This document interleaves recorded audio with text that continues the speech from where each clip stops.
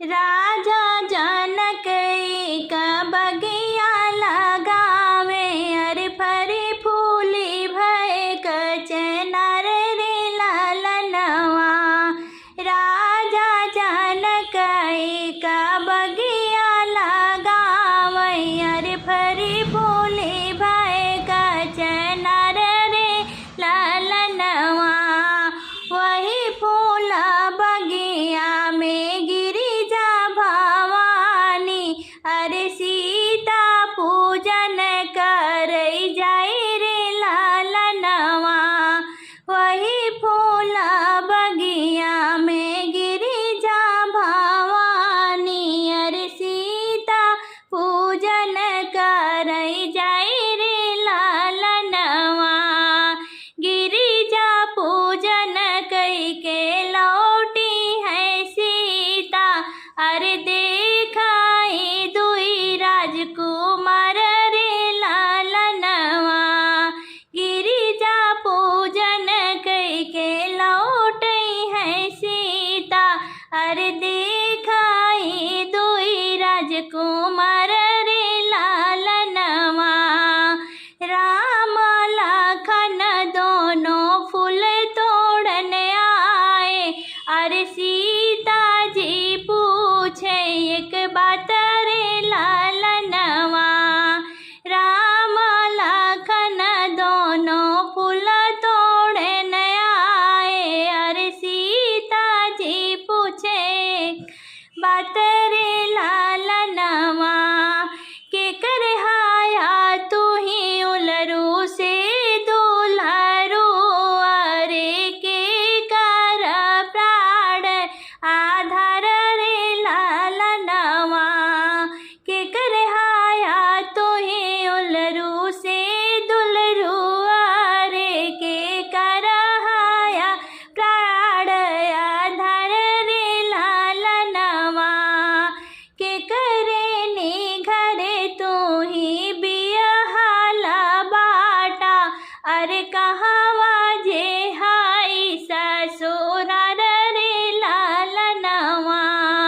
के करे नी घरे तू ही बियहाल बाटा, अरे कहवा जे हाई ससुरार रे लालनवा। राजा दशरथ जी के उलरू से दुलरू, कौशल्या जी के प्राण के आधार रे लालनवा। राजा दशरथ जी के उलरू से दुलरू, कौशल्या जी के प्राण के आधार रे लालनवा। राजा जनक घर बिहायल बाटी, अरे जनकपुर है ससुरार रे लालनवा। राजा जनक घर बिहायल बाटी, अरे जनकपुर है ससुरार रे लालनवा। इतनी बचन जब सुनली शीतल रानी, मुख पर फेराही हाथ रे लालनवा। रे इतनी वचन जब सुनली शीतल रानी, मुख पर फेराही अरे हाथ रे लालनवा।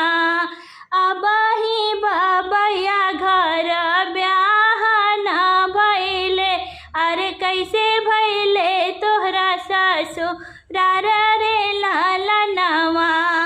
अब ही बबैया घर ब्याह न भइले, अरे कैसे भइले तोहरा ससुरार रे लालनवा। राजा दशरथ जैसन ससुरु जे पहुतेवा, अरे रानी कौशल्या ऐसन ससुरे लालनवा। राजा दशरथ जैसन ससुरु जे पहुतेवा, रानी कौशल्या ऐसन ससुरे लालनवा। लक्ष्मण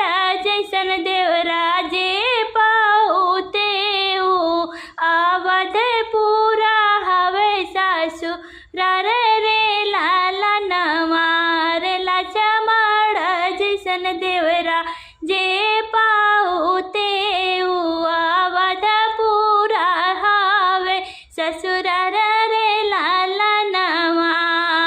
राम के जैसन सा